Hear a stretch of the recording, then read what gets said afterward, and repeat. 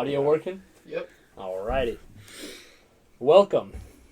David, That's my intro. Go ahead, Cody. Hall. Last name's Hall, right? Should I come in closer? I'm sure the camera probably gets We you. haven't said for like room audio. Okay. Yeah. So Gotcha. Hall, right? Last name. Yes. David Hall. I know I've been trying to tell people, David Hall, check out his YouTube channel. And I was like, hope it's not like David Smith or something. I've just been messing up this whole time. Yeah, no, you're good, man. But thanks for coming on again. Yeah. Pleasure to have you. Pleasure and to we're be on. super excited to catch up and learn so much about your intriguing YouTube content. For people that don't know, this is David Hall. He has a YouTube channel called Solid Brix Studios. Yep. But it used to be called something else. Yeah, it used to be called Lego Boy 1, 2, 3, 4, 5, 6, 7, 8. which you made when you were how old? I was 11-year-old. That makes 11 sense. years old when I started. And the as channel. you said, you're 23 now? I'll be 23 in February, so I started my YouTube channel back in 2008. So quite a while ago. I guess we're going on, as we go into 2020, 12 years. So, yeah. Wow, that's incredible. Mm-hmm. So, kind of little history and background. I mean, I'm actually wearing the same shirt that you met me in. Yeah. I don't know if yours is the same, but as a 2015 Force Awakens premiere, I think it was like December 16th or 17th. Yep. So I remember like almost the day and everything. Well, we were in line for like a couple hours at this point. I think second or third for the premiere.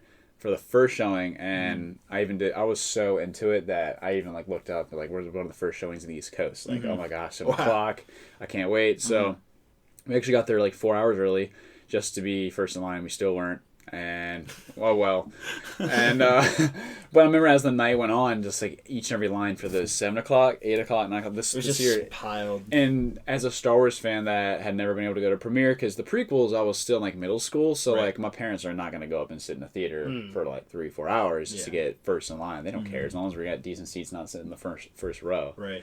So this like whole event of everything just coming together as a Star Wars fan and seeing all the other super fans and just like the memorabilia, and I think it was even in your video too, but they were the gents beside us with a table like this with their own little die cast like this.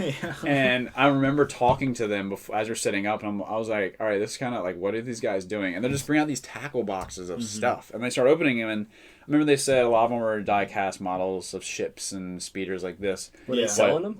Well, no, they were playing a a game, but from what I remember, it's based off a game they like used to play, but they made their own rules, and they actually even made some of their own like stuff. Oh wow! Because instead of buying it, they're like, well, were they seeing the movie, or were they just there? No, they were for the 8 8 o'clock showing. So they were beside us in line for the 8 o'clock. They were there for the atmosphere, had their shirts on. One of me had like a little BB-8. I'm like, but these guys are like 50 and like gray that's hair awesome. and like a beard. I'm like, that's awesome. That's probably gonna be me when I'm 50, so I shouldn't make fun of you. So. If you ever get the chance to go to Star Wars Celebration, which is the official Star Wars Oh, I convention, went to like this It year. is wild going to that. I've been to 2 of them now, and it's so interesting to see the die-hard Star Wars fans. It's a wide variety, like so many different types of people. It's not just like nerdy old gray dudes. It's like people our age, kids, middle-aged people. Like it's just all over the place. It's more than I think a lot of people think. Right. How crowded is that usually? Oh, it's ridiculous, man. It's like 200,000 people I think that go to that convention. Is it always at the same place? Anaheim, right? No, it changes. So it does change. Let's see. Last year, I think was the first time it was in Chicago. Year before that, it was in Orlando.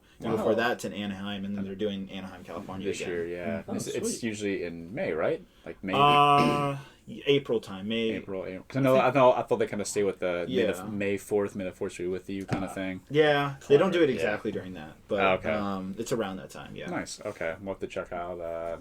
Maybe that's a goal. It's a bucket list. It's definitely something worth going. Yeah, to. I definitely want to hit all the big events like Star Wars Celebration and the New York Comic Con and the San Diego. I want to hit all those big events because like. I don't know. I feel like just the atmosphere, like you said, the 200,000 people, and it's not really just cool. Yeah, I would just absolutely love to. But I guess back to the story, meeting you. I guess after that was when we actually met. You were doing your YouTube video. Yep.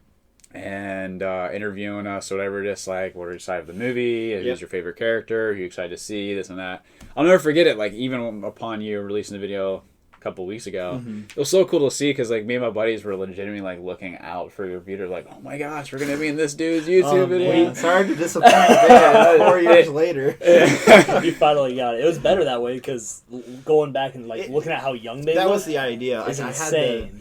I mean, originally, so backstory of that is I don't know when I came up with that idea, but it was like only a few days prior to the Force Awakens release that I had hit up. I was like, I guess I can't go take my camera at a movie theater without like getting in trouble, because like that's like the one thing you don't do in a movie theater, bring a camera in. Yeah.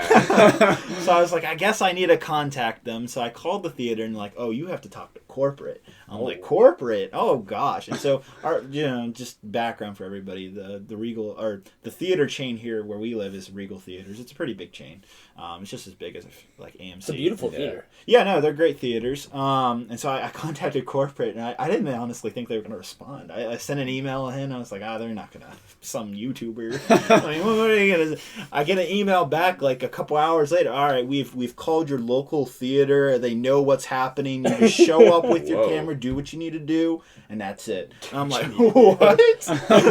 Permission within hours. All right, let's go. No, it was crazy how fast they did it, and they were like, did you have to get like clearance or anything? No, when I showed up at the theater, the manager who owns the theater was there and was like, hey, nice to meet you. Do whatever you need to do. You can talk to anybody, record whatever you want, blah, blah, blah, blah, blah. Amazing. Like, this is crazy. Were there any limitations? No. They were just like, do whatever. So you couldn't, So I don't know if they would do that today because of the way YouTube's kind of changed the last couple of years, but that was really cool. It was a wild west. Maybe if you were like outside and didn't get their logo in or something, maybe. Or is that still technically a no-no? No, you're on private property, so Touché. that's how it kind of works in that type of thing. But yeah, no, that was crazy that I actually got the permission. Looking back at the actual video footage of like interviewing people on the first night that the Star Wars movie came out, I kind of wish I asked better questions. Like, what do you think's gonna happen? Like, what and all that. I asked a couple okay questions, but looking back, I'm like, what was I doing? I was like asking, are you gonna see 3D or regular? That was a horrible question. But I mean, you were still like working on YouTube, right? And that was wild for me. Yeah, and you're probably still like blown away that they said yes. Yeah, I still am. Yeah, I know. That still blows my mind today. But that's awesome. I think you asked his group like, who are you most excited to see? And I was like, it was like Kylo Ren. Like, I'm really excited to see like his character and what's he all about. And the next guy was like, yeah, Kylo Ren. I'm really excited to see his character. And did you actually like Kylo after the Force Awakens? I liked him with his mask on. Yeah. I remember saying that they should have kept his mask on the whole time. Yeah, I remember saying that like much more intimidating. Because one of my buddies messed with me. Is like, oh, so did Kylo Ren live up to the hype? After all, you're gonna be on YouTube saying it. Yeah. I wasn't until a couple weeks ago. But... So you were actually happy that it wasn't released then. In a way, yeah. I guess so, looking back on it. But no, I mean, I guess so. I mean, Kylo Ren sort of grew on me, but then Last Jedi, for everyone, just kind of screwed everything up. But... So you weren't a fan of The Last Jedi, or you were? You weren't? I was not. For the first, 24 hours, until I saw it a second time, which was not even a week later on Christmas Eve, because that was a tradition. We've seen the last 5 Star Wars that have came out since Force Awakens on Christmas Eve as a family. I'll go opening night with buddies and my brother. And then we had a tradition to see it as a family because the whole family Star Wars, gurus. Well, it took... First time I was still in that, I'm getting another Star Wars movie, I'm in awe, I'm in shock, but I'm confused. Like, the whole time I was like, this whole Grey Jedi thing and how certain characters, and then, wow, this is really long, like with, extra rose pieces and all that. I remember thinking that in the theater, too. Yeah, and so it wasn't until the second time I watched it, I'm like, okay. There's some issues. Bring back JJ right now, I didn't like it with a passion, and like I can go over like many things that I would have done differently. So you're a full-blown hater on the film. We got back. Wait, to go into this, to answer that for him. For the last 2 years, we get back to campus from Christmas break, we're talking for like 3 hours about this movie, and it is like 2 a.m. that we finally finished this conversation. Diving into how much he hates it / he was doing his best to defend it for sure. Yeah, just because like I didn't want to have to hate a Star Wars film, and I still don't hate it. I just literally dislike it in a way. By the way, Dave, this is my brother Shane. You actually interviewed him as well. Nice to meet you. Nice to meet you. I had much shorter hair, and I was a lot more awkward back then. But anyways, The Last Jedi, like it's. We'll get more into that in the Rise of Skywalker review. Yeah, because my opinion of it has changed slightly since seeing the final end. Like it's kind of gone back and like. Well, we could talk all about the sequel trilogy soon enough. Oh yes, yes. But well, let's go back to strictly YouTube stuff. Yeah. How would you describe your channel? Well, I guess the main thing that I've been doing nowadays is so I make large-scale Lego dioramas, specifically Star Wars related. So that's where the whole Star Wars thing comes in. Room-size dioramas. Yeah, room size. I use a full-size ping pong table, which is like that's normally what I build on, and it's like 5 by 7 feet, which is a lot of square footage for Lego, especially when you're piling up the amount of stuff I'm using. And so each one of these creations can go up to easily 100,000 pieces, sometimes more than that. So I'm working on my 4th one. So these usually take, the first one I did was I started in, I think, like the very end of 2013. I didn't finish until 2015, right up to where The Force Awakens came up. I got the first one done, which is called Kashyyyk. That was based off the prequel trilogy. I watched like half those videos, by the way. No, I'm glad. Thank you. Yeah, of course. That was a huge success. I think it was like 52 episodes over the course of 2 years or so. And that one was extremely successful. I was really happy with that. That carried over. What were you thinking when you first started that? Did you think it was going to take you that long? So up until then, like when I started I guess I should just rewind a little bit. So when I going back to 2008, that's when I started my YouTube channel. That was a much different time. It's so wild looking back at how much has changed on the internet, especially YouTube. But so 2008, I got started actually because I love Lego Star Wars at the time. Specifically, during then, there was the Star Wars: The Clone Wars movie coming out. There was the movie coming out theatrically, and then that would lead into the show, which actually turned out. Yeah, the show turned out to be amazing. The movie, not great.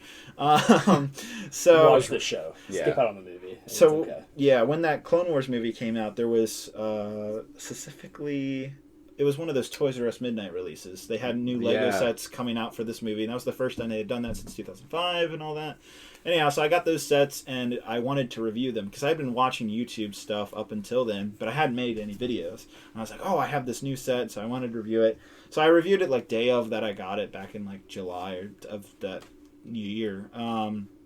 And funny enough, I didn't know how to upload the video. I didn't even know how to get the SD card into the computer. So it kind of sat on the camera for a couple months. So I didn't actually upload it till like October, a couple months after I got the set. And when I finally figured out how to upload it, it didn't get many views. But it wasn't until that following December of 2008 where I happened to go in like a Toys R Us store, and there was some new Lego sets that nobody had seen yet that were on the store shelves. And so basically I grabbed that, and I was the first one to review it on YouTube. And again, YouTube was a very different landscape than it is today. 100%. So there wasn't many people doing this people are type putting of stuff up now, yeah. Exactly, yeah. It's constant. Any type of trending topic goes on YouTube now. But, back in the day, it was rare to have, a lot of people weren't used to this stuff yet. You might have been one of the only Lego people on there. Well, yeah, it was definitely a smaller community then. It was also, in a way, it was actually better, too. It was more creative stuff than it is today. A lot of toy YouTube channels are not so as creative as they were. Anyhow, so being the first to do that, that's kind of actually what gave me like 1,000 subscribers, and then it just kind of went from there. Where I was like, wow, this is cool, and I just kept at the YouTube thing. Started accumulating Lego sets over the coming years, doing reviews, and I did some like stop motion animations and stuff like that. I remember watching actually some of those, like probably like right past like 2010. Like I remember our cousin was obsessed with like YouTube stop motion Lego stuff. Like there's still videos that are embedded into my head. Yeah. And I remember like going back to some of David's oldest videos. I'm like, holy crap, I watched that forever ago. I'm like, this is the same guy. So but it was cool. So no, definitely. So I got into all of that, and then by skipping to 2015, what is that, 7 years later or something? At the time, that is when things started getting saturated. Everybody was doing like Lego reviews. There's just in that specific community, that niche Lego community on YouTube, there wasn't a lot of like new and creative ideas. Nobody was doing stop motion because it just took too much time to do. Right. Everybody was just like, how many, what's the fastest way I can get clicks, views, subscribers? Yeah. That was like putting out reviews first and trying to do basically what I was doing back in 2008. Yeah. And everybody had just saturated it. And this happens to all like mini niche communities in YouTube, and once it gets saturated, you have to like reinvent the topic in order to stand out of such thing. Again, this can apply to everything on YouTube. It's not just Legos. But at the time, that's when I was like, oh man, I'm scratching my idea. What do I want to do, and what would be cool? And so I thought of an idea of like creating a series where I was working on one specific Lego diorama, or I call them MOCs in the Lego community. That just means my own creation. That's just a Lego term. It's custom. Wow, right? Okay, I did not know that stood for. Yeah, there's tons of those little things. Okay. And then also, I should just get this out of the way. Because I've been saying it, I never really realized what it stood for. Thank you for answering that question. Yes, MOCs just stands for my own creation. Sweet. I don't know who came up with that. It's probably, I don't know. Interesting. Yeah, it's a weird term, but we all use it. And then the other term, I should just get this out of the way, is AFL. That just stands for Adult Fan of Lego. So, yeah, we use that too. That's for communities. What do you expect? I love it, so that's cool. AFLs and MOCs. I love it. Those are the two main terms. That's all you really need to know if you're getting into Lego. Now, if you combine it, it's probably Illuminati. So exactly. But yeah, so I was thinking, man, I would love to make a large mock of this specific thing. And what if because up until then I had done Lego creations, and I'd the most biggest comment was, "Hey David, how on earth do you make these?" And so that was a reoccurring thing for years that I was going on my YouTube channel. That I'd constantly be asked how do I make these giant Lego creations, or how do you do this, how do you do that? And I was like, why don't I just step by step, week by week, show how I make these things, and so that way once it's done, I can be like, hey, you can just rewatch it and pick what you want to know how I made.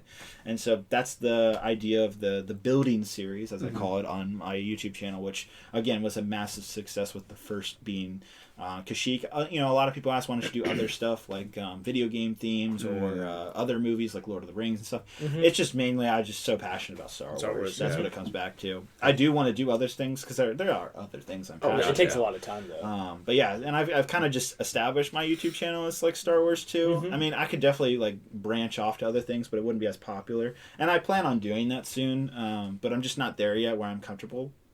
And that's fine, because again, I love Star Wars, I love what I'm doing, so I'm not really sick of this.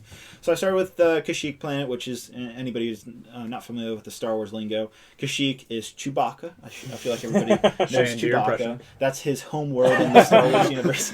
Come on, Shane, do your impression. You don't want to hear my You'll learn on the review, just from talking with him, this man can impersonate and do any impression of anyone. Ooh. So, you'll have to put him to the test. Okay, all right. I'm looking forward to this. I can't do any good Star Wars impressions, so you probably already got me beat. But yeah, so I started that building series, and that grew my YouTube channel significantly back in 2014, 2015 time, leading up to Star Wars: The Force Awakens. From how much to how much, roughly? Like 80,000 to 120,000, like at least to 40,000 subscribers. From that one. Yeah, and then from I think around Force Awakens, right after that, those year to two, my whole channel doubled from 100,000, 200,000 subscribers, which is really good. Today I'm at 280,000, closing in on 300,000. Yeah, I was just kind of checking this to kind of keep up with you. Yeah, so it actually just went down 5,000 because YouTube just went in and closed all of the inactive accounts for a certain amount of time. So that's why we lost 5, man.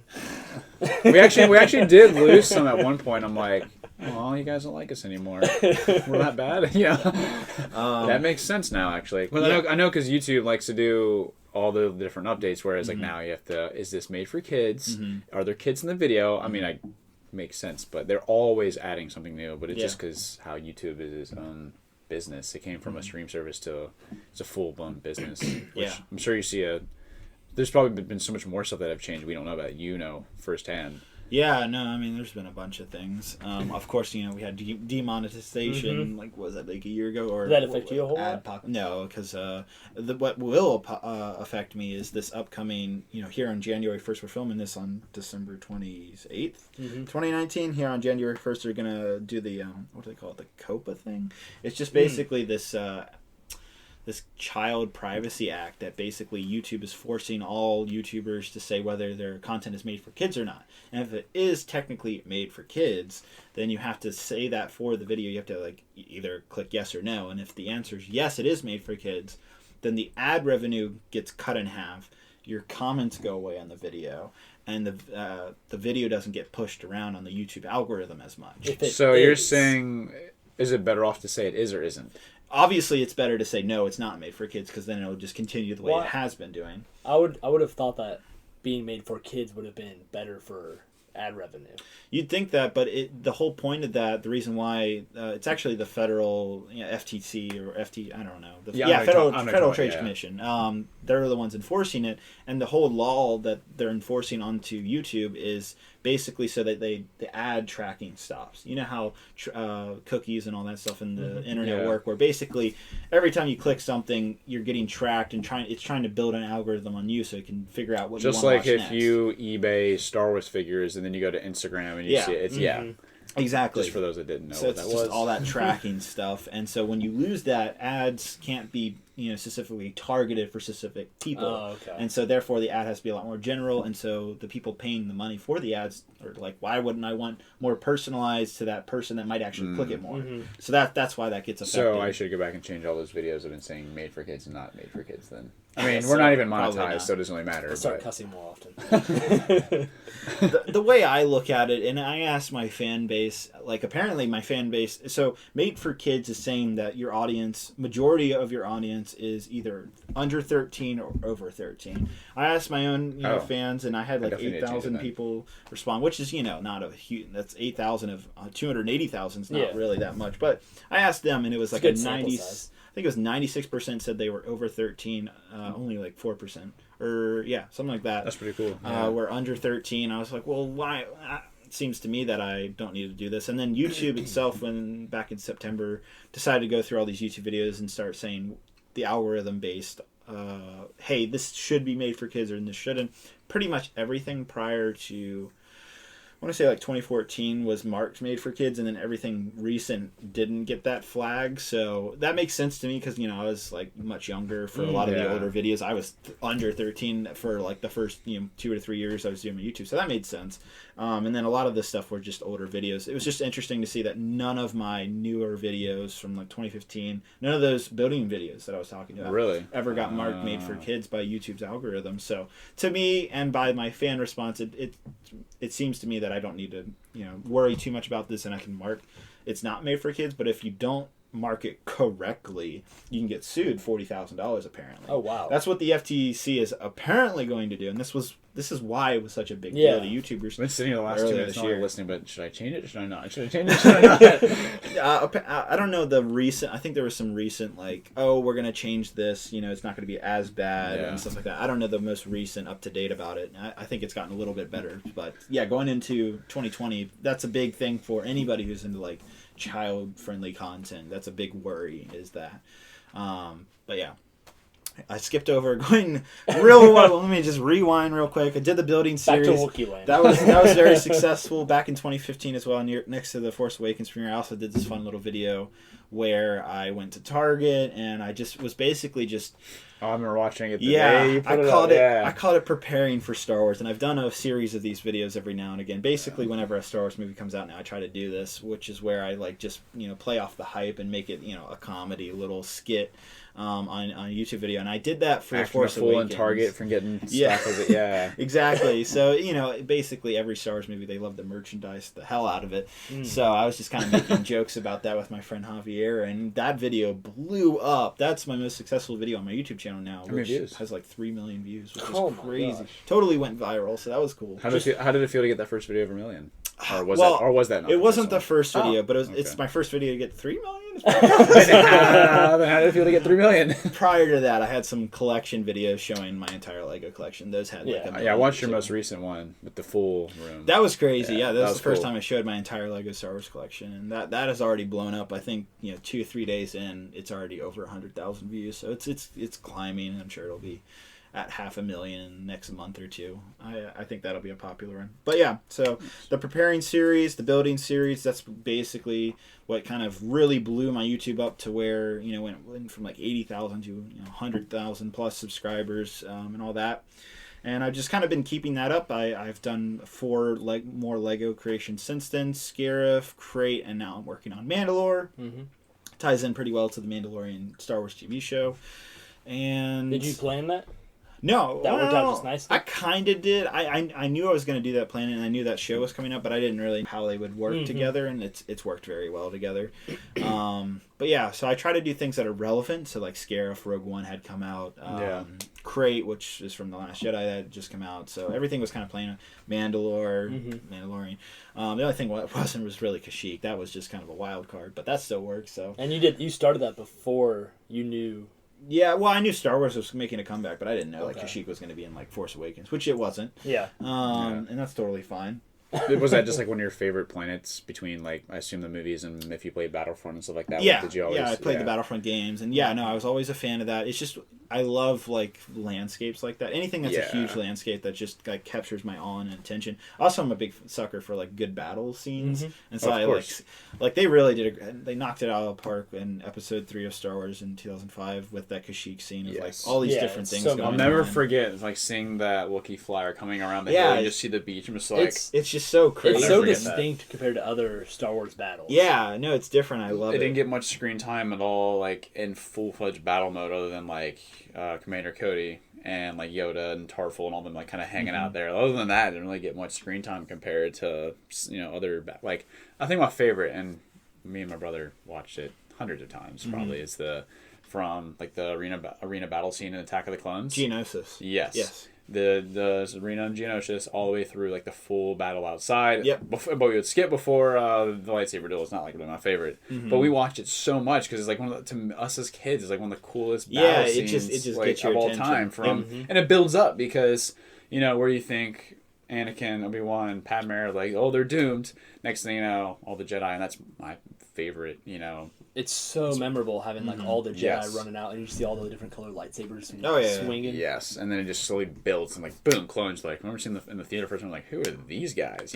So that's cool though. I was always interested why Kashyyyk, but just basically just capture my all. I absolutely love that. That also ties in well with like why do I make these Lego dioramas, specifically Star Wars. It's just simply because like when I see that stuff on screen, on the big screen, I'm just like, oh my god. And then I see my Lego, I'm like, why can't I want to recreate it? Like I want to make it like real in front of me. And so is there anything kind of how that came to be? Is there anything you've seen on screen that you've got like at first you've gone I want to do that, but then you took a second, you're like that's going to be insane? Starkiller Base from The Force Awakens was like one of those things where I'm like, oh god, this couldn't even fit in my room if I made it to like a certain like made it to the scale you would want to make it. Yeah, so like one of the first things you think about, and this doesn't just apply to Lego, but it applies to anything, is like scalability. Like how do you want it 1-to-1 to something, or does it need to be bigger or smaller? And so I always try to go for what we call minifigure scale, which is just the Lego minifigures, the little figures you get in the sets. Like a little minifigure, the doors equal to that. Yeah, I try to keep it that size. It never ends up. It's always like all over proportions, and I just try to keep it within that kind of realm of scale, even though it's always off. But yeah, Starkiller Base, that was like, I think I counted as like 20,000 minifigures that would have to be in that thing. I'm like, this would be insane to build, and I was like, how do you do that calculation? I literally just started counting one group and then how many groups there were in that scene. Oh my, that's phenomenal. Yeah, so I was like, at the same time, I have a friend of mine who's actually making that right now. He's done a really great job of Starkiller Base, and I'll have to show it to you after this. For sure, it's a great mock my own creation. I'm gonna use these terms. Hey, please do. That's amazing. Yeah, no. He actually did a really good job. But yeah, Starkiller Base was one of those things that I thought that would be cool, but no. Yeah, that's all that runs on the top of my head. And then you kind of asked, like, is YouTube my full-time job? Yeah. The answer to that is yes and no. It's kind of like a part-time job, kind of takes up my full-time in a way. So in terms of how I make money, I came out of college this year in 2019. Congratulations. Thank you, I appreciate that. So I got my full bachelor's degree in filmmaking from VCU, Virginia Commonwealth University. Hype. Go Rams. Go Rams. Yeah. Go Rams. And I specifically, I went into their art school too, which is like a prestige art school on the East Coast of the U.S. I wouldn't call it that prestige, though, to be honest. It was good. it was a good time. It was questionable at some others, but all your VCU art friends, send this to them right now, and I want to hear their reactions. I think they already know. I was never a big fan of them. Touche. Touche. But yeah, so I just did my bachelor's degree, and so I decided to just try this YouTube thing out full time. But it isn't necessarily how I make all my revenue. So the other thing I profited off of my YouTube channel is by creating an online web store. And specifically what I make is little custom Lego figures that I sell. A lot of questions about that. Yes. Oh, yeah. So I make money through the YouTube. I make money through my little e-commerce store. Basically, the YouTube feeds into that. They play off one another really well because like it's Lego Star Wars based. I have a Lego Star Wars YouTube channel, and I see a lot of people do this too with their YouTube channels. Like if they're, if you're making reviews about an iPhone, here's your link to buy these iPhone cases or something like. You tie in the product with what you're. If you whatever do a you're fitness talking account, about. you also have fitness apparel. Exactly, it's a recycling game there. Exactly. So I played that way early before it got really popular. That was back in like 2012 when I started doing that, and so I've been doing that as well as making these little custom figures, selling those. That's a portion of my revenue, and then the other thing that I've gotten into the last 2 years is while I was making YouTube videos, I was like thinking like, well, I really enjoy making videos, like, and I got into photography while I was in high school and all of that, and I was like, oh man, I'm really enjoying all of this, and that kind of played into why I went into filmmaking. It was actually a photo and film degree at VCU, and so those are like my two favorite things. So I got into that for college, and I went ahead and just started doing that a little bit on the side of like doing wedding films and professionally like that. So that's kind of something I'm doing now as another side, part-time job is freelance professional videography and all of that. So those three things combined is like my jobs basically. So if we have any questions for you, you're gonna charge us? No. No, I'm not stingy or anything. So a little break from the YouTube side of things, your website and your little business there. Now, do you hand make custom everything? Because I saw some of your products. I want to buy stuff. Yeah. I don't care. I'm always gonna be a big kid, even when I'm 50 with kids. I'm gonna be a big kid. But like that stuff, I mean, it's awesome. I mean, my brother probably has way more clones, Legos, and actual like the 3.75-inch figures. Like that was just our thing. Yeah. And then to go on there and see all the different custom commanders. Yeah. My name's Cody, so I always wanted this Commander Cody. Have to get you Commander Cody. Well, it's either that, or I wanted to see like either you could based off our personality, or if you could do it in some ways, like make custom figures. Like we'll literally pay you like as a service, like make custom figures to help promote your business and throw on our channel, or like for like something like this. Is that possible? Or do you like stick with the Star Wars stuff? How's all that work? Well, so do you have blank pieces that you just? Yeah. So one question. I'm so interested.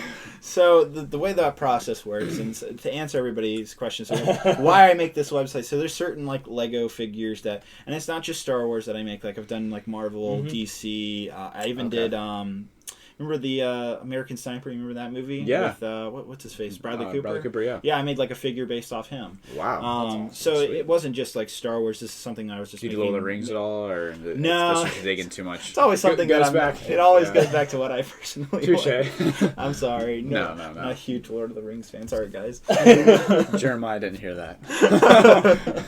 But yeah, so I've done a whole bunch of like movie pop culture figures. Yeah. And the way that kind of process starts is so there is what you call blank Lego parts. So that's just like I basically buy Lego figure parts. That's the pants and the body and the head all blank.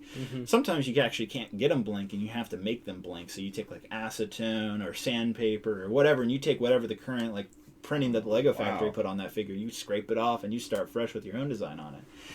So sometimes you have to do that. It's pretty stressful. It can be. It definitely can be. There's been times where I have like a jig and I have to take like a big power sander and just go across the whole thing. Wow. Sand it all across with like really finely thin sandpaper, so that way it doesn't look like anything happened to it.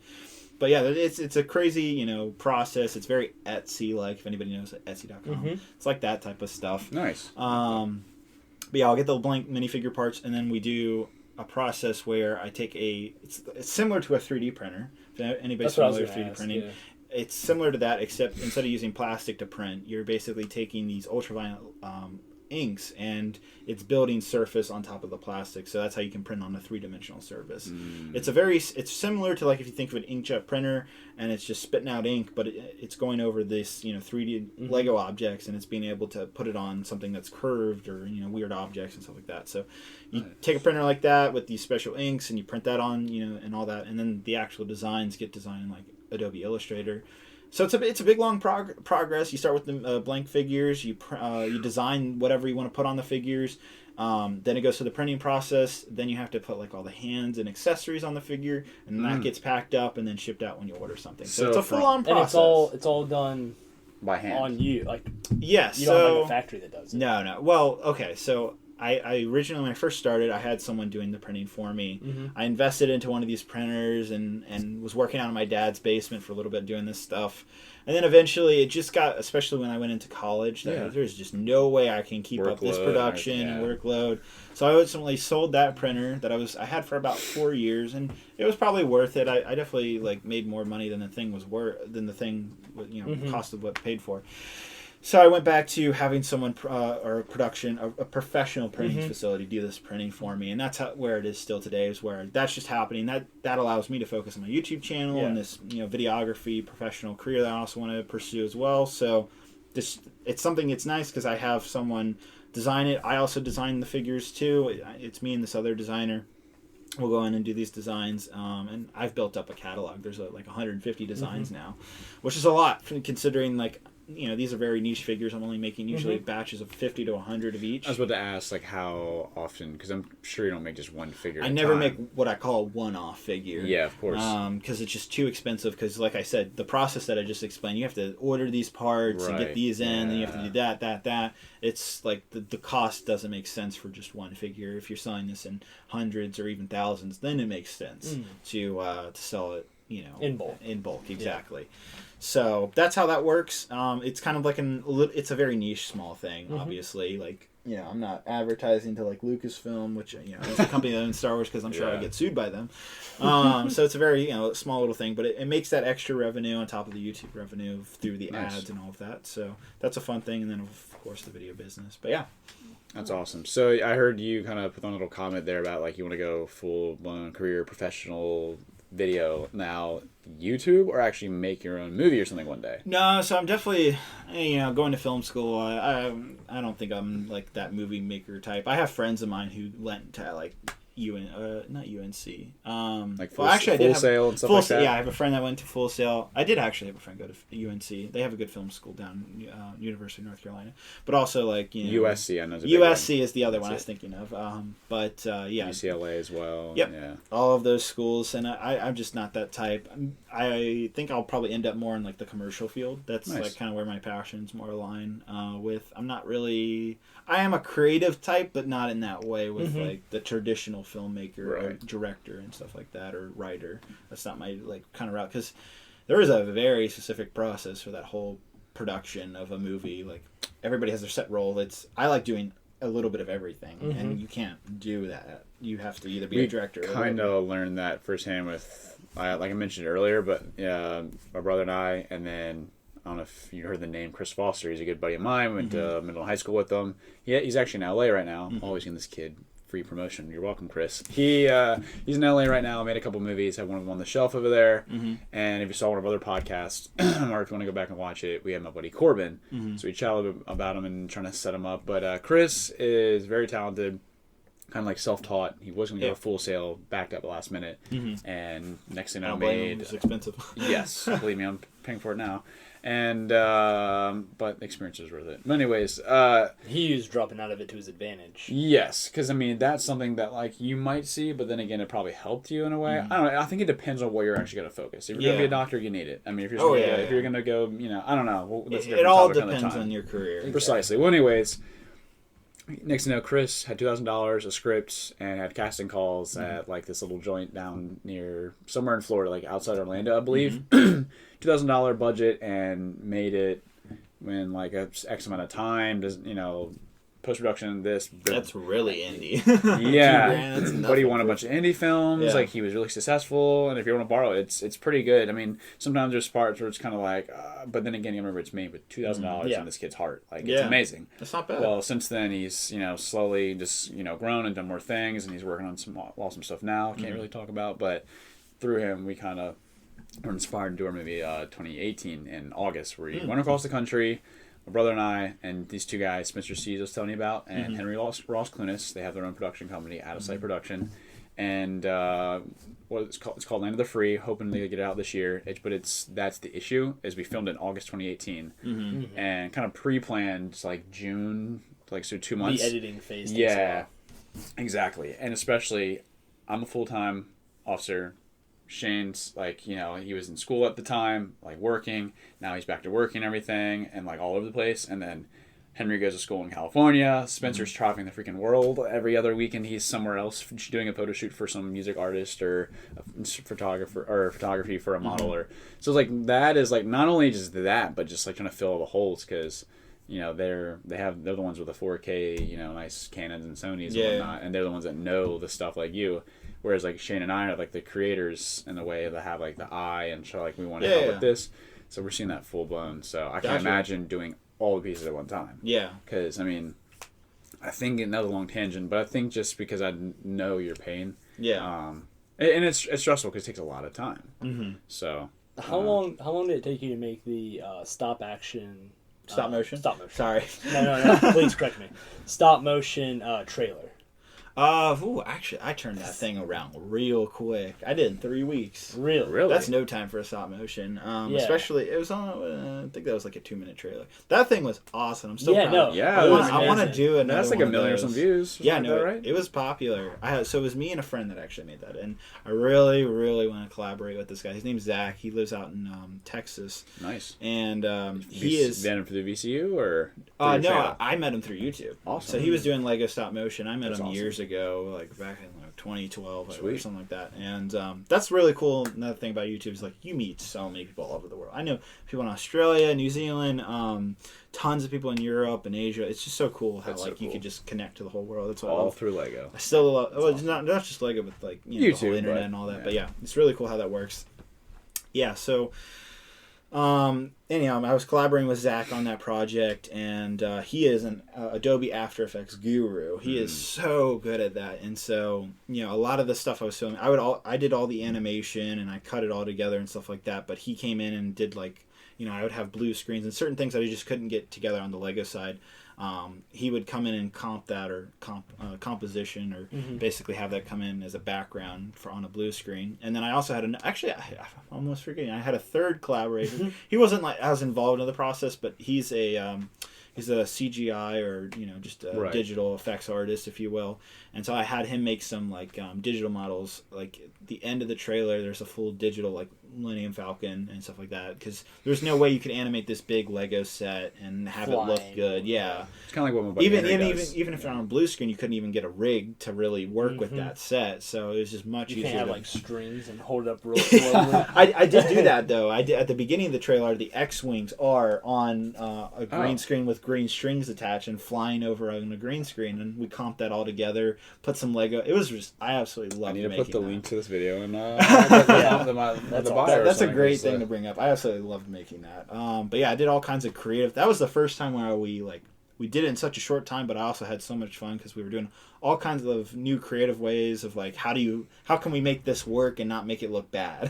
How do we make it look Lego but not like full CGI and stuff? There's a lot of little things, but as close to the Lego movie as possible. Yeah, well, let's see. Yeah, I guess the Lego movie had come out by then. But the Lego movie is actually trying to imitate stop motion, which is funny. So it's really just be yourself. Yeah, you notice that when like you can see like their head like almost like skipping. Yeah, you can see the fingerprints on the heads and stuff, like very niche details. And they even talked to friends of mine who are stop motion animators in the Lego world.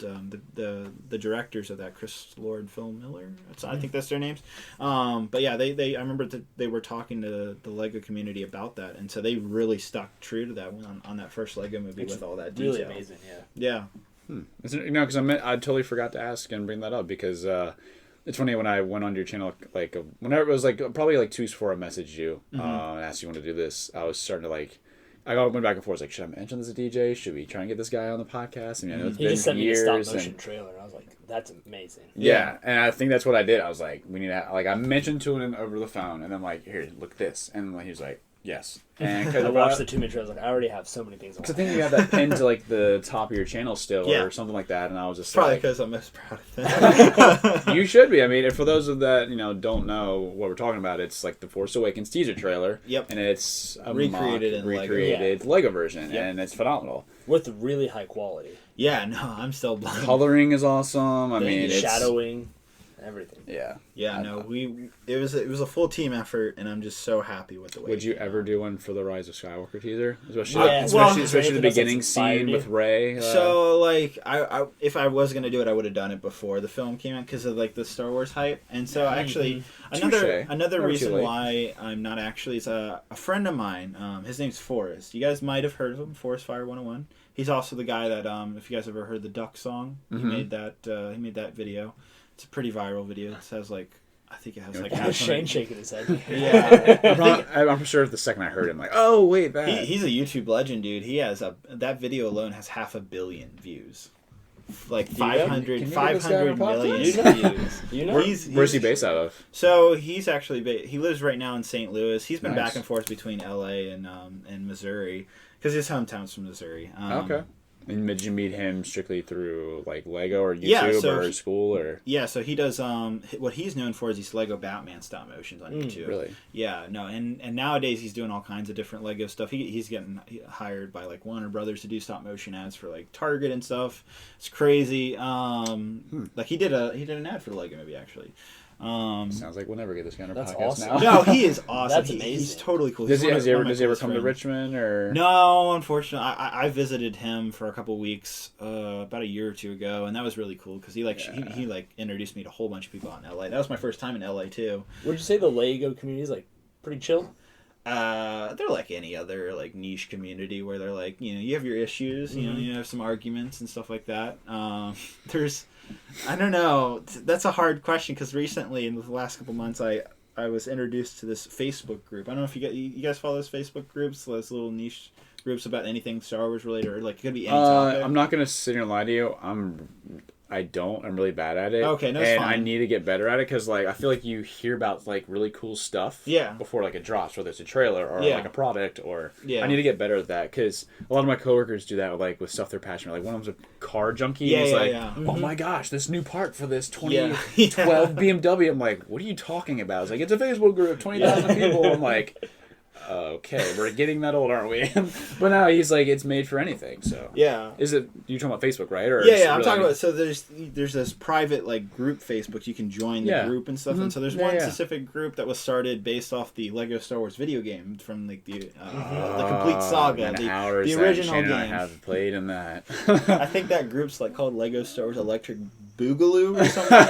It's a weird name, but there's 10,000 people in that group, and we're all giant, diehard Lego Star Wars fans. And the crap and it's a very much rated R. Like it's a private group, so anybody can say whatever they want in it. And the moderators are very chill about what gets thrown around in that group. And so seeing the raw thoughts of Lego Star or just Star Wars fans and Lego fans in that.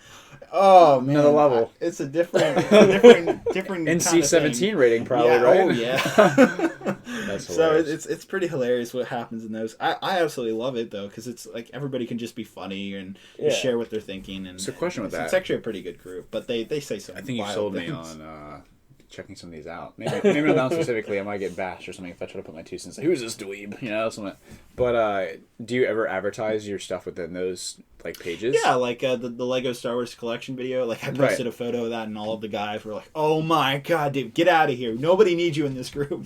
Really? Yeah. No. Well, it was a joke. Oh, okay. Gotcha. No. We all joke with each other. Like if someone buys the $800 Ultimate Collector's Millennium Falcon, which is the biggest Lego set there is, and biggest Lego Star Wars set, we always joke like, "Oh my god, you just there'll just be horrible jokes that'll go along with that we all joke about."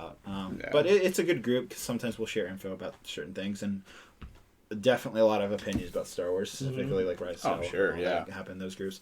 But yeah, when I see things like that, specifically in those Facebook groups where it's just everybody's opinions, changes my view on the whole YouTube community, specifically for the Lego community that I'm in. Right. But I'd say it's still good, but there's some things that go on that are questionable. I think that can go, again, that can be applied with a lot of different things. Yeah. Now, are you, like, how many groups are you part of? Like, a bunch or just a couple, like, those small, just like nitty? 3 groups. One's a, like, Lego adults fan group, and then another's, like, a Lego Star Wars AFL thing. Or whatever it's called. AFL, yeah. AFL, yeah. I actually did a documentary. That was my thesis for VCUs. I did a full documentary on these adult fans of Lego people. That was really cool. You should send that to me. I would love to check it out. Oh yeah, no, it's really neat. Is it on your YouTube or is it? Yeah, it's on my YouTube. Mm-hmm. No kidding. Okay. I actually got a grant from my school. I think it was junior year. I was trying to figure out what I wanted to do, and I got a grant from my school to like Lego. If anybody doesn't know, it's actually a Danish toy. Yeah. So it's from Denmark, and so I wanted to go to Denmark. Never had been, and if you look at my channel, you can see how big of a Lego fan I am, and so it would be cool to go to like where Lego was born. I'll put all your stuff in the bio. Oh yeah, by all means. Thank you. So yeah, I applied for a grant. I didn't think I was gonna get it, and they were like, "Here, go make this Denmark trip happen for your thesis film." And so they paid for the whole trip. I went out to Denmark for 2 weeks. Had a friend of mine that I knew from online and never met in person. Met up. He let me stay with him for 2 weeks. That was wild.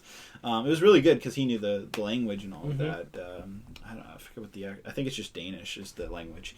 But yeah, so I stayed with him and we visited the actual town called Billund, Denmark, is where the Lego company or Lego group is headquartered at. Went there toward the whole place, and that was really cool. Got some footage, and then I met like diehard Lego fans while I was there. These are the people that live right next to the company. Yeah. So they had crazy collections there. All the houses were like straight out of IKEA, I swear to God.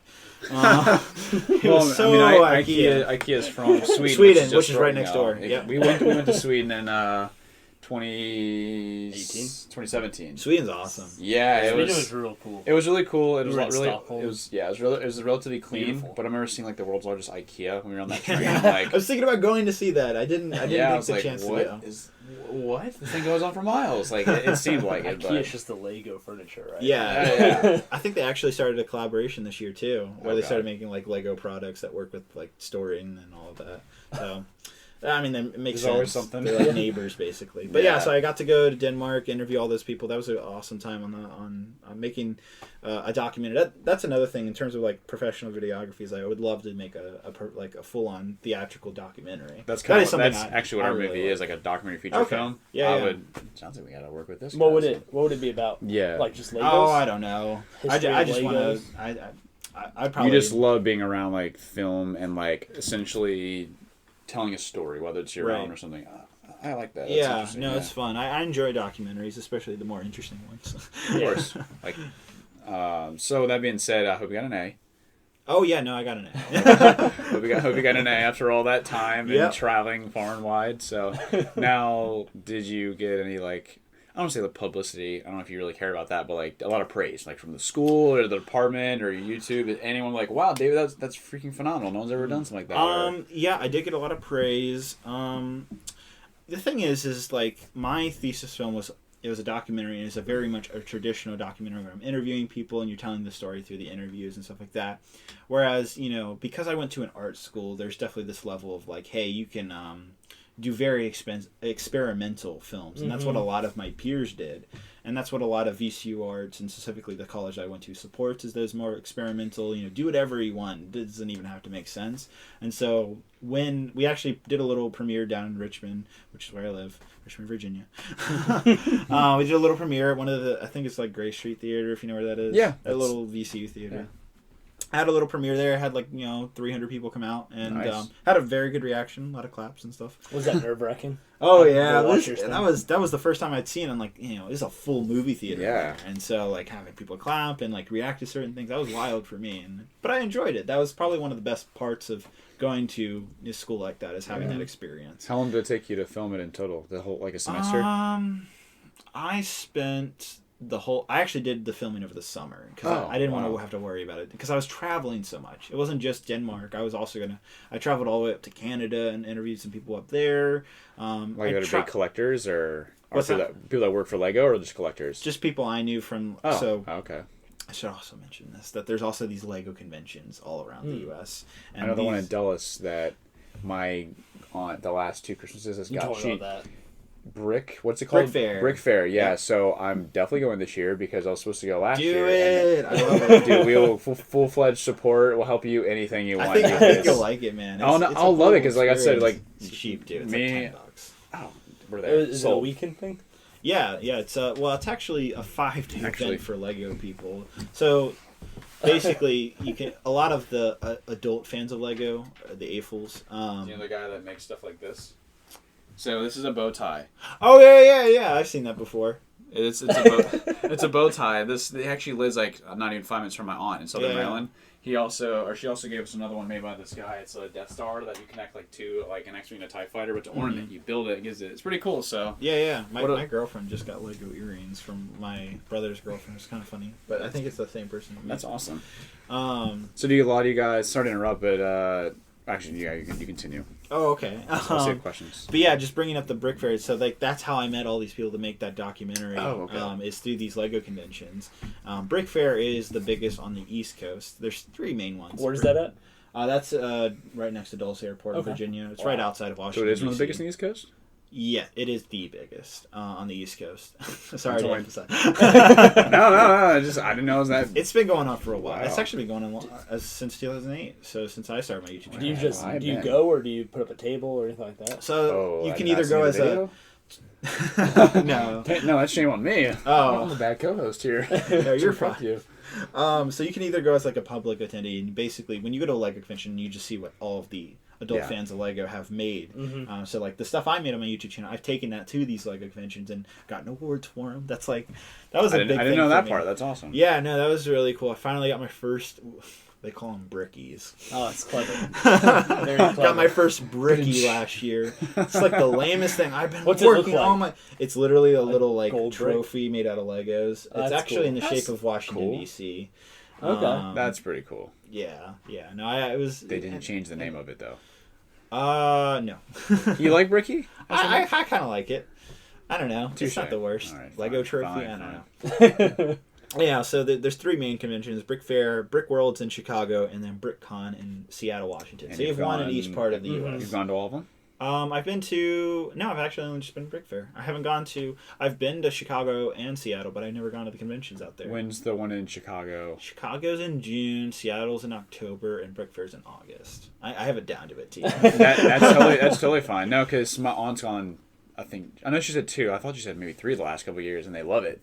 And I wanted to go last year, but just super busy with work. And so what was last year? 2018. That's when we were about to film a movie. So I was like, it's not going to happen. Yeah. So she's after like giving us those little like trinkets for Christmas because she knows we're diehard Star Wars and we've collected Lego. She's like, I'm like, all right, I need to go see this guy for myself. And then I realized that you are the same one. That one of the, I'm just want to check out the crate. You took crate there. I was like, wait a minute. I was sort of connect all the dots. I'm like, all right, we're going. I gotta go. How hard is it to take that and like transport it? Do you break it apart and move it in pieces? Yeah, so it's you could build these Lego creations in what we call sectionals, which is when you build Lego dioramas, you're usually building on a table, and therefore you start with something called a Lego base plate, which is simply just a plate with the little studs to connect the bricks to. Yeah, we got tons of them inside. Exactly. And so basically, if you have a square table, you have 4x4, and so you have all these, it's divided in a grid for you by these base plates. And so what a lot of people do is they just build them by base plate, and so you could just separate it all out like little cubes, like it's Tetris, and just take it all apart and then put it back together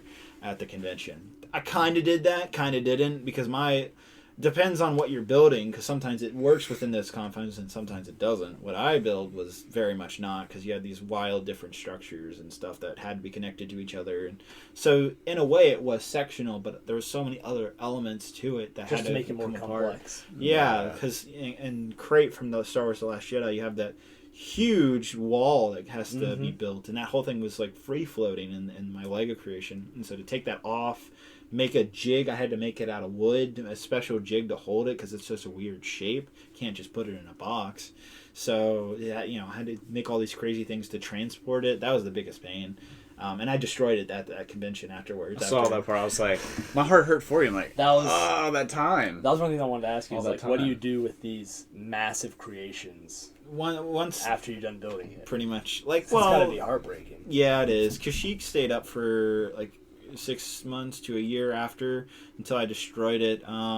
Usually these things will stay in my Lego room for a couple months before I destroy them, or they'll go to a convention. The one I'm working on right now is not going to leave where I'm working on it. That'll get destroyed, and I'll just move on to the next one. Unfortunately, it's just too complicated. Have you ever thought about doing like a warehouse and like yeah, keeping them up and then having people come in? I've thought about stuff. Like a museum, kind of. Yeah. So I currently I live in a townhouse that is very well laid out for what I do. Actually, it was extremely rare to find the specific layout, but it works perfectly. Where the basement is divided, where I have a large room where I can do a lot of my YouTube work, and then also a small I wouldn't call it like a medium-sized bedroom where I can. That's what I call a build room, which is where I build these Lego creations. So it separates the two things because in previous workspaces, I had a 2-bedroom apartment. The second master bedroom was the Lego beyond room. the brick one. That was pretty cool. Yeah, I was staying in the smaller bedroom of my 2-bedroom apartment, which is funny. And then prior to that, dedicated to the grind.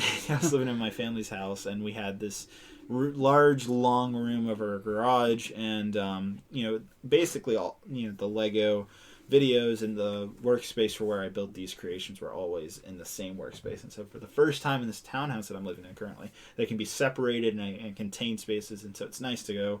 It's not the same thing all the time, so I can just focus on one thing or another, and it works out that way. So yeah. Nice. Now, do you ever? No, I know you were saying earlier. I think before we started, right? Charlottesville, Richmond, in terms of actually settling down with your girlfriend and getting a house and stuff of your own. Is that in the near future? Are you just gonna wait a while because I'm planning? You seem pretty happy where you're at. I'm in no rush to buy a house. I of course want to eventually, but right now I'm just gonna continue renting. That's kind of easiest because what's nice about my job is, except for the filmmaking aspect, the YouTube and the online store that can carry on wherever I go. It's a lot of moving, but other than that, I can pretty much go anywhere as long as there's good internet. But that's all about it. So yeah, interesting. Okay. Now, I remember watching a lot of your videos back in the day when you were in the 2-bedroom apartment. And I know you kind of broke it down by room. Now you said this one. Which room is the build room? Because I remember seeing on your channel. It's the smaller bedroom. Smaller bedroom. Yeah. Is that what table? What's that? Yeah, with the ping pong table. Yeah. Yep. And on a scale of 1 to 10, when you moved in, you realized it had the 2 rooms. Did you know instantly this is fully the space? Was that part of the reason why you got it? Yeah. I know how. Once I see it, I know exactly how everything can work. That's also the same way when I see Kashyyyk or anything on screen. I can visualize everything and how I'm going to make this whole thing out of Lego immediately. That can work with that. That can work with that. It's always just a click in my brain, and then I can just see everything. And that kind of just the same thing happened with that specific house that I was looking at. And I was like, oh man, everything can work in this perfectly. This is perfect. So, and there's even a little crawl space that I can put all my Lego boxes in. And it's great. Oh, that's awesome. So I've heard you mention a couple times you keep every box, right? I have finally gotten to the point where I'm starting to throw boxes away. I keep the bigger boxes, but anything under $50. Anything under $50 Lego set, I throw the box out. Yeah. Something I've wondered, when you actually get a house, and let's say it's even a half hour away, you have a lot of your collection built. And for those that haven't seen your channel, you have a whole shelving system and your lights. It's amazing. As a Star Wars nerd, as a Lego as a Lego lover, when I was a kid, I'm oh, it's amazing. Yeah. But on a scale of 1 to 10, moving, even just 30 minutes away, because you're where, Chesterfield right now, you said? Yeah. Now, even if you just moved to Powhatan, just not even 20, 30 minutes away, how difficult would that make it, let alone to Charlotte, an hour and a half away? So, up until now, all the Lego moving has always been done by myself. So I haven't used any professional movers. And so the way I've moved Lego, I've moved about 3 or 4 times since I've started my YouTube channel. And so every time I did move, what I end up doing is a lot of the built Lego sets, a lot of people take them apart, put them in Ziploc bags, and then try to rebuild them later. That is just, you're asking. Insane. You'd be spending so much time doing that. Yeah. No, I'm not going to do that. So I keep them together, and I go to Walmart, I get the biggest plastic bin, and I just fit as many as possible in these plastic bins. And they've worked well. I've done the move 3-4 times. Now, granted, I've only moved within the city I'm in. I haven't done any big moves outside the state or over 3 hours or anything crazy like that. But I still think it would work.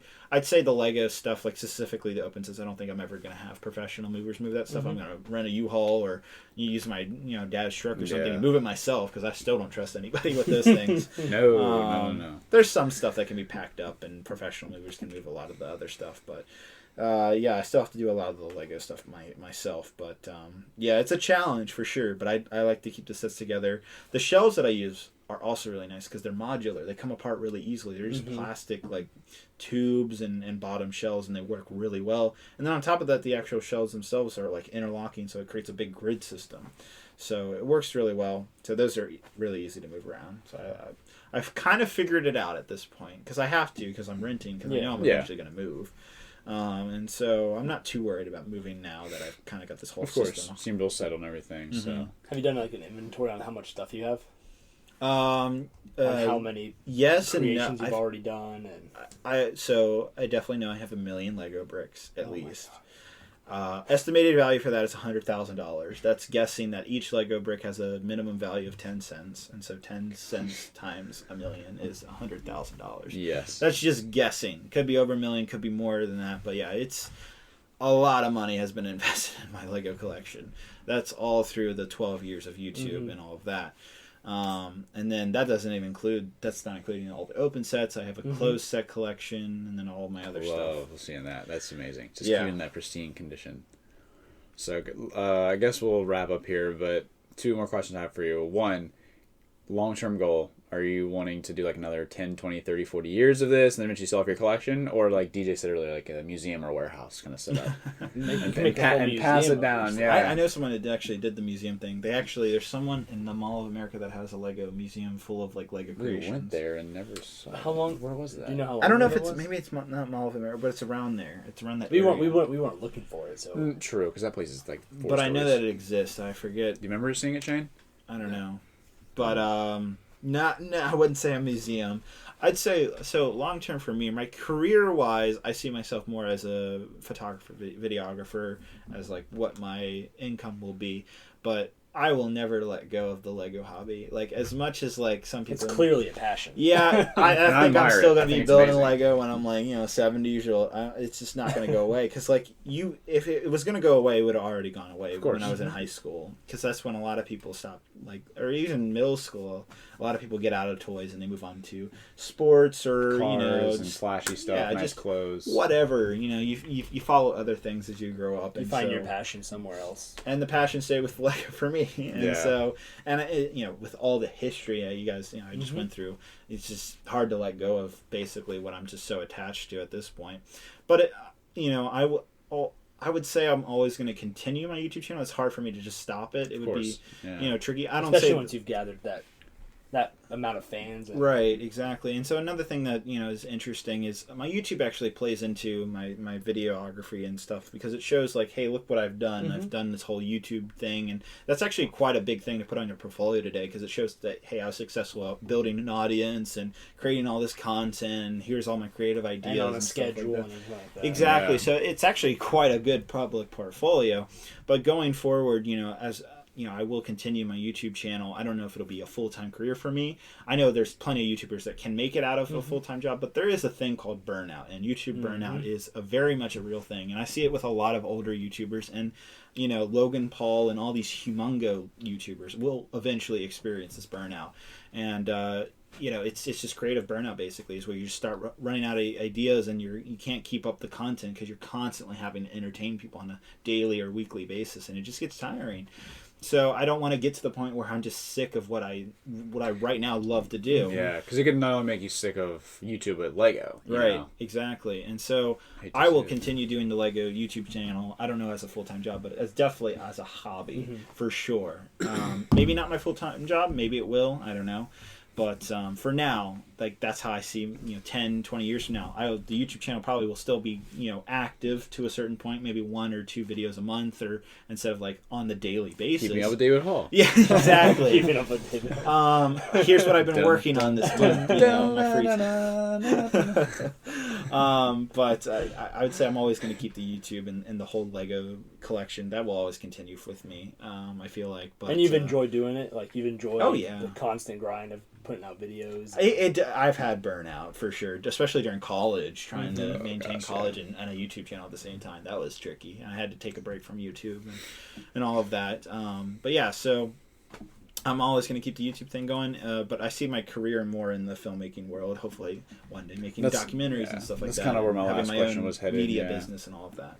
My last question was, if you were to pick, would it be film or YouTube? Because I kind of jumped on it earlier, but I want to get too off topic. Though. It's just like I mean, honestly, nice. YouTube is having their own television, network essentially now, and there's so many different corners of YouTube and stuff. Yeah, like YouTube's trying to do their own like YouTube originals. Or I think they already do, not mistaken, like Netflix and whatever. But I guess my last question still, and with YouTube, is on a scale of 1 to 10. I know like you've grown and so on and so forth, so I don't know how much you really look at it from now to like when you're 12 or whatever, however old, but your growth and seeing the views. Like, I know you have a wide range of content between, a battle pack review to your mock stuff to your this is my collection to you have all sorts, and I love it because it's a wide diversity. Yeah. And then like what's in the box or whatever you do. I just tried that. I tried to try it. Yeah, no, you try it. So it's really cool, but like depending on the certain videos or ones you do repetitively, do you pay attention to that stuff, or does it like get at you? Like, I know you have a big following and you have a big set of fans, but does that ever in your mind like bother you at all?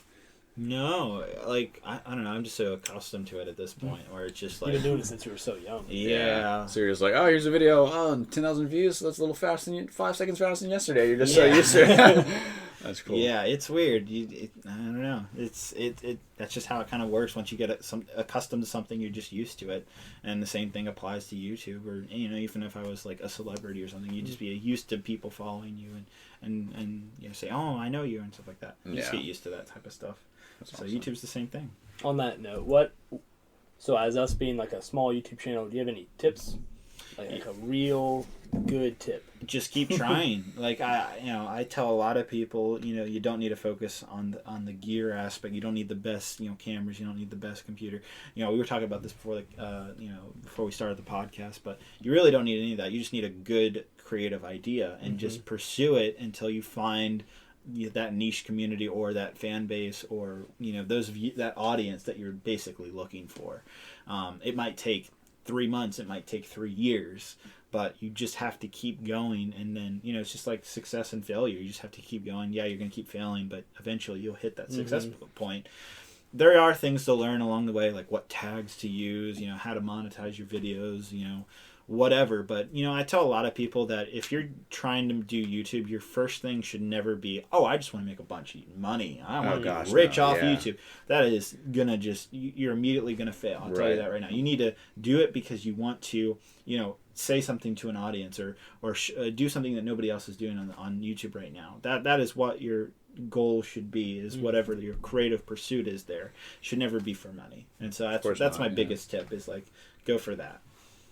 All right. Awesome. Well, David, it's been a pleasure getting to know you. Yeah. Sharing your story. It's kind of like what we're looking to do with different guests we're having on. So we want this podcast to be about. Exactly. Yeah. Kind of like how you basically just told us, is finding that niche, finding that community, and doing what we love. And like, I know for me, I can talk to a wall for hours other than people. You sure can. I do it all the time. So, I mean, I think my biggest thing, and this podcast and the past couple we've done, has just been a huge success for us. I mean, who cares about? I mean, sometimes we've been this is amazing. This is so much fun. And like, there you go. It's so much fun talking. Yeah, like I don't, all I really do is get up, go to work, go to the gym, repeat. I mean, I find time for the holidays and some video games here and there, and travel a little bit, but like I never really get to do anything else. So this has been just fun growing and like learning as like a person and like interacting, because like so far we had his buddy Corbin who does indie film and all that. So like learning the indie film world in Richmond was just like,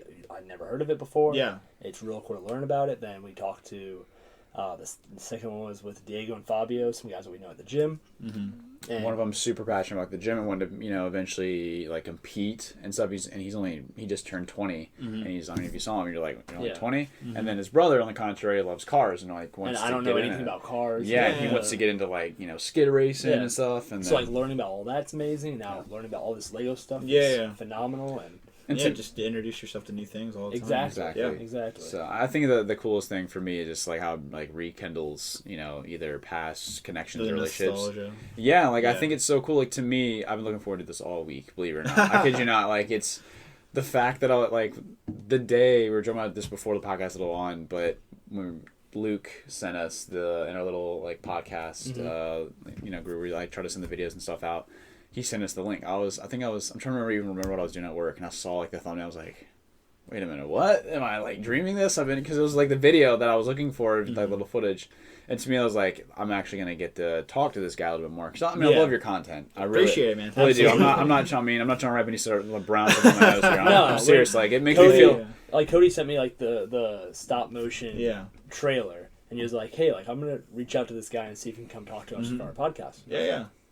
Good luck, man. No, I'm having fun. Yeah, this has been a bunch of fun. I think I think at first it was like a little like, oh, this is big, big YouTuber seems a little, but I think in reality that's like, but you got to like from our point of view, we don't know. Outside looking in, we outside looking in, we're just like I don't know, but it's been an absolute blast to rekindle that one time we met at a theater for a Star Wars premiere. Right. Yeah. No, that's crazy how that's how we met originally. Right. And then you went to class in John Tyler or whatever it was with his best friend. I think that's like so cool that just be able to rekindle and connect and learn about part-time, full-time YouTube and Lego and stuff. So definitely. David, it's been a pleasure. Yeah, thank you guys for having me. Signing off.